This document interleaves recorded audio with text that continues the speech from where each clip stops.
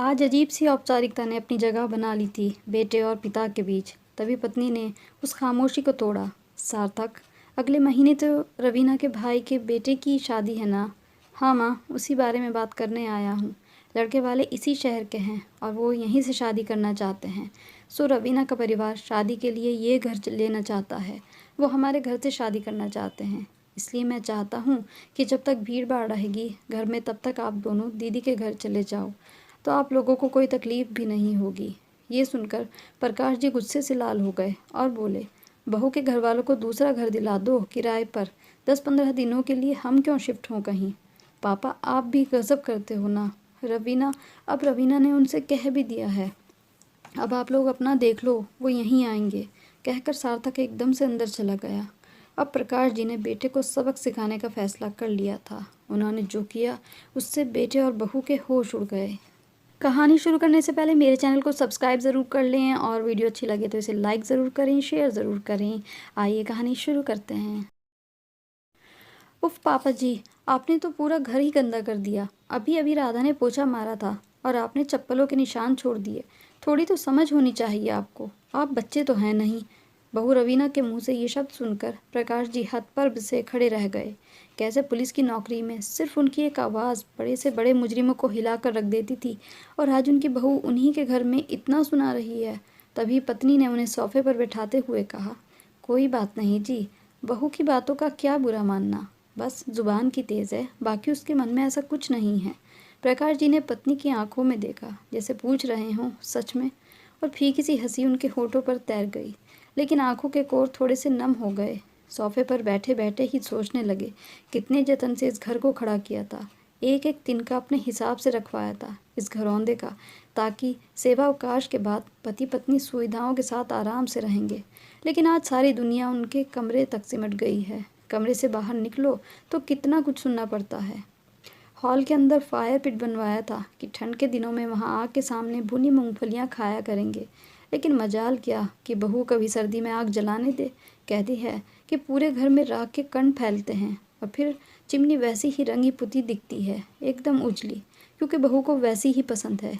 ये सब सोच रहे थे, तभी पत्नी हाथ में कॉफ़ी का मग लिए वहाँ उनके पास आ बैठी। पति को बहुत अच्छे से जानती थी कि वो अभी गुस्से में थे और उनके हाथ की कॉफ़ी पीकर उनका गुस्सा शांत हो जाता है। पत्नी भी क्या करती, पति और बेटे सार्थक के मोह में फंसी एक भारतीय नारी जो ठहरी। दोनों तरफ बैलेंस बनाते बनाते ही उनका जीवन कट रहा था। कभी बेटे की सुनती, कभी पति की। एक दिन सुबह सैर से लौटने के बाद पति पत्नी दोनों लॉन में बैठे थे। नौकर चाय रखे गया। 2 की जगह 3 चाय का कप उन्हें थोड़ा अटपटा लगा, क्योंकि उनके अलावा चाय सिर्फ सार्थक पीता था और वो उनके साथ कभी चाय नहीं पीता था। उसने उनके साथ बैठना तो कब का छोड़ दिया था, फिर आज। तभी सार्थक वहाँ आ बैठा, साथ में चाय पीने लगा, लेकिन अजीब सी चुप्पी। ये वही सार्थक है जो छोटा था तो उसकी बातें ख़त्म ही नहीं होती थी। प्रकाश जी कितना भी थके हों, सार्थक के साथ खेलते ही थे। उसकी बातें जब तक ख़त्म नहीं होती, जब तक वह उन्हें कहते कहते थक नहीं जाता था। आज अजीब सी औपचारिकता ने अपनी जगह बना ली थी बेटे और पिता के बीच। तभी पत्नी ने उस खामोशी को तोड़ा। सार्थक, अगले महीने ही तो रवीना के भाई के बेटी की शादी है ना? हाँ माँ, उसी बारे में बात करने आया हूँ। लड़के वाले इसी शहर के हैं और वो यहीं से शादी करना चाहते हैं। सो रवीना का परिवार शादी के लिए ये घर चाहता है। वो हमारे घर से शादी करना चाहते हैं। इसलिए मैं चाहता हूँ कि जब तक भीड़ भाड़ रहेगी घर में तब तक आप दोनों दीदी के पास चले जाओ। आप दोनों को भी भीड़ भाड़ से असुविधा होगी और दीदी भी इसी शहर में हैं, तो आप लोगों को कोई तकलीफ़ भी नहीं होगी। आप दोनों का कमरा भी उनके काम आ जाएगा। ये सुनकर प्रकाश जी गुस्से से लाल हो गए, फिर भी अपनी आवाज़ को काबू करके बोले, बहू के घर वालों को दूसरा घर दिला दो किराए पर। 10-15 दिनों के लिए हम क्यों शिफ्ट हों कहीं? पापा, आप भी ना गज़ब करते हो। रवीना के घर वाले हैं, हमारे इतने बड़े घर के रहते उनके लिए दूसरा घर देखें।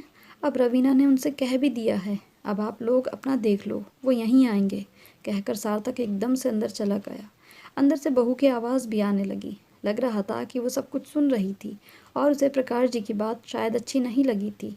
आज प्रकाश जी की पत्नी की आंखों में आंसू आ रहे थे और प्रकाश जी उन्हें कंधा दिया, जैसे कह रहे थे कि मैं भी हूँ, सब ठीक कर दूंगा। दूसरे दिन शाम प्रकाश जी सैर से आए तो पत्नी ने बताया कि बेटा बहू और बच्चों के साथ छुट्टी बिताने अपने ससुराल गया है। और बिना बताए प्रकाश जी मुस्कुराने लगे और बोले, देख पगली, यही बच्चे होते हैं जिनके लिए तू मुझसे लड़ती थी, जिनके लिए जाने कितनी रातें हमने जाग के बिता दी। आज वो हमारे घर से हमें ही जाने को कह रहे हैं। कोई बात नहीं, मैं भी इनका बाप हूँ। और कहकर अंदर चले गए। एक हफ्ते बाद सार्थक परिवार के साथ लौटा तो दरवाजे पर ताला लगा था। चौकीदार बैठा उन्हें देखते ही उनके पास पहुंचा। एक चाबी सार्थक के हाथों में दी और एक चिट्ठी भी। चिट्ठी खोलकर पढ़ने लगा। वो खत प्रकाश जी का था, सार्थक के नाम। सार्थक, मैं और तुम्हारी माँ हरिद्वार जा रहे हैं, 1 महीने बाद लौटेंगे। ये जो चाबी है तुम्हारे हाथ में, वो घर की चाबी नहीं है, वो एक दूसरे फ्लैट की चाबी है जिसमें तुम सभी का सामान रखवा दिया है।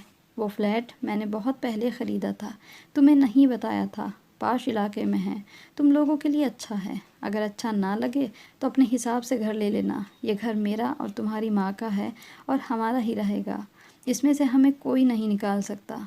अभी तक सब कुछ बर्दाश्त करता रहा था क्योंकि तुम्हारी माँ खुश रहे, लेकिन अब तुम्हारी बातों से उसकी आंखों में आंसू आए, ये मैं बर्दाश्त नहीं कर सकता।